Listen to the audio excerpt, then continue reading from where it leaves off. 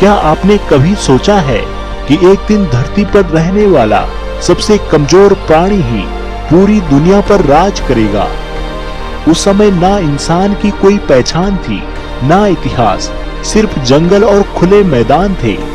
तेज धूप थी, ठंडी रातें थी और हर तरफ मौत का डर था। उस दुनिया में एक ऐसा जीव रहता था जो ना सबसे तेज था, ना सबसे ताकतवर और ना ही सबसे डरावना। वो छोटा था, कमजोर था। हर सुबह उसकी आंख इसी सवाल से खुलती थी, क्या आज वह जिंदा रहेगा या नहीं। उसकी जिंदगी डर से भरी थी। हर सरसराहट पर दिल तेज धड़कने लगता था। हर परछाई में उसे कोई शिकारी दिखाई देता था। शेर, तेंदुए आदि बड़े जानवर उसके आसपास घूमते थे। उनके पास ना नुकीले दांत थे, ना पंजे, ना मजबूत शरीर। कुदरत का नियम साफ था, जो ताकतवर है वही जी पाएगा। इस नियम के हिसाब से तो उसकी कहानी शुरू होने से पहले ही खत्म होनी चाहिए थी। शुरुआत में वह जमीन पर नहीं रहता था, पेड़ ही उसके घर थे। उन्हीं की शाखाओं पर वह सोता था, बच्चों को संभालता था और वहीं से चारों तरफ नजर रखता था। नीचे जमीन उसके लिए खतरे की जगह थी। वहां उतरने का मतलब था मौत के बहुत करीब जाना। वह फल पत्तों पर जीता था और उसकी दुनिया आज तक ही सीमित थी। कल के बारे में सोचना उसके दिमाग में था ही नहीं। लेकिन कुदरत कभी स्थिर नहीं रहती। समय के साथ मौसम बदलने लगा, बारिश कम होने लगी, घने जंगल धीरे धीरे कम होने लगे और उनकी जगह खुले घास के मैदान फैलने लगे। पेड़ों की वह सुरक्षित दुनिया टूटने लगी। अब पेड़ों पर रहना मुश्किल होता जा रहा था। मजबूरी में उसे जमीन पर उतरना पड़ा। यह उसका चुनाव नहीं था, यह जिंदगी की मजबूरी थी। जमीन पर उतरते ही उसकी कमजोरी साफ दिखने लगी थी। वह हर किसी से कमजोर था, लेकिन यहीं उसने कुछ अलग किया। उसने दो पैरों पर खड़ा होना शुरू किया। पहले कुछ पल, फिर थोड़ी देर, फिर धीरे धीरे यह उसकी आदत बन गई। सीधा खड़े होने से वह ऊंची घास के पार देख सकता था, खतरे को पहले पहचान सकता था। और सबसे बड़ा बदलाव यह हुआ कि उसके हाथ आजाद हो गए।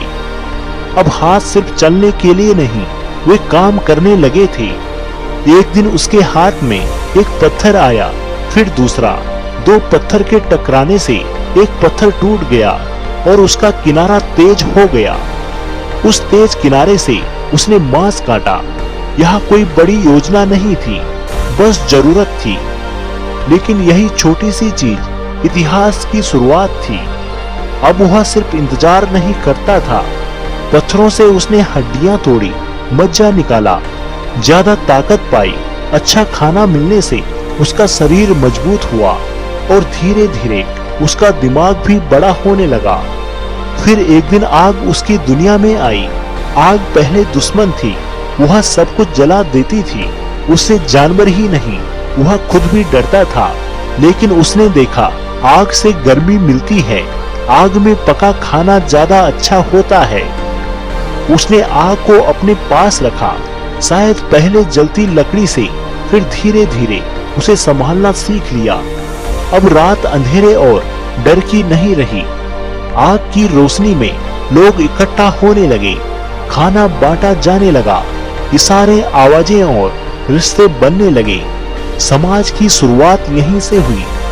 अब वह सिर्फ बचने वाला जीव नहीं रहा, वह शिकारी बन रहा था। लेकिन उसकी शिकार करने की ताकत उसके शरीर में नहीं थी, उसके दिमाग में थी। वह अकेले शिकार नहीं करता था, वह मिलकर शिकार की योजना बनाने लगा। यह ताकत से नहीं, बल्कि धैर्य से जीती गई लड़ाई थी। अब उसके अंदर एक नई भावना पैदा हुई, जिज्ञासा की। वह सिर्फ जिंदा रहना नहीं चाहता था, वह जानना चाहता था यह पहाड़ कहाँ जाता है, यह नदी कहाँ खत्म होती है। और इसी जिज्ञासा ने उसे चलने पर मजबूर किया। उसने अफ्रीका छोड़ा, वह एशिया पहुंचा, यूरोप पहुंचा।